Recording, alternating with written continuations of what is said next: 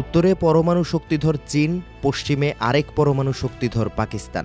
1947-এর পর থেকে two front war নিয়ে ব্যতিব্যস্ত ভারত।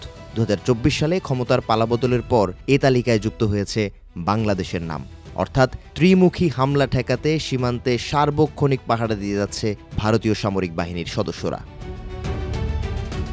উল্টোদিকে পাকিস্তানের সঙ্গে ভারতের পাশাপাশি চীন, আফগানিস্তান ও ইরানের সীমান্ত রয়েছে। সাম্প্রতিক সময়ে কাবুলের সঙ্গে ইসলামাবাদের সম্পর্ক তলানিতে ঠেকলেও বাকি দুই দেশের সঙ্গে রয়েছে দহরম মহরম সম্পর্ক। কিন্তু যদি বলা হয় চতুর্মুখী হামলার শঙ্কায় দিন পার করছে পাকিস্তান, তাহলে কি বিশ্বাস করবেন? বিশ্বাস না করতে চাইলেও বাস্তবে পাকিস্তানের অবস্থা অনেকটাই এমন। সম্প্রতি ইউরাশিয়ান টাইমসের প্রতিবেদনে উঠে এসেছে এই তথ্য।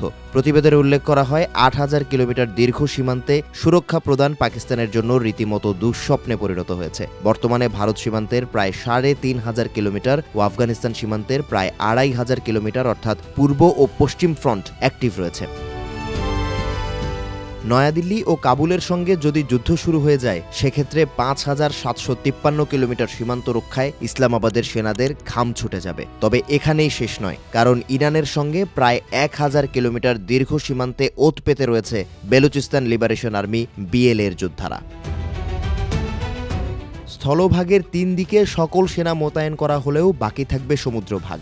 আরব সাগর পাড়ে অবস্থিত দেশটির দক্ষিণে ১,০৪৬ কিলোমিটার দীর্ঘ জলভাগ রয়েছে। অর্থাৎ নতুন করে কোনো যুদ্ধ শুরু হলে প্রায় ৮,০০০ কিলোমিটারকেই সুরক্ষা দিতে হবে। কাজটিকে আরও কঠিন করে তুলবে পাকিস্তানের বৈচিত্র্যময় ভৌগোলিক অবস্থান।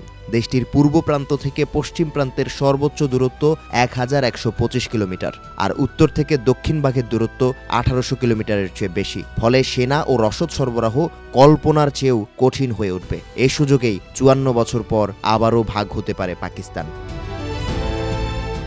ইতিহাস বলছে এর আগেও লাইন অফ কন্ট্রোল বা ভারত সীমান্তে ৭০ থেকে ৮০% সেনা মোতায়েন করেছিলেন পাকিস্তানের সরকার প্রধানরা। এই সুযোগকে কাজে লাগিয়ে ২০১১ সালে আফগানিস্তান দিয়ে পাকিস্তানে প্রবেশ করে মার্কিন সেনারা। আর অ্যাবাটোবাদে শেষ হয় ওসামা বিন লাদেনের অধ্যায়। তালেবানকে খাটো করে দেখারও অবকাশ নেই, কারণ এই বাহিনীর হাতেই পরাজয় বরণ করেছে সোভিয়েত ও মার্কিন সেনারা।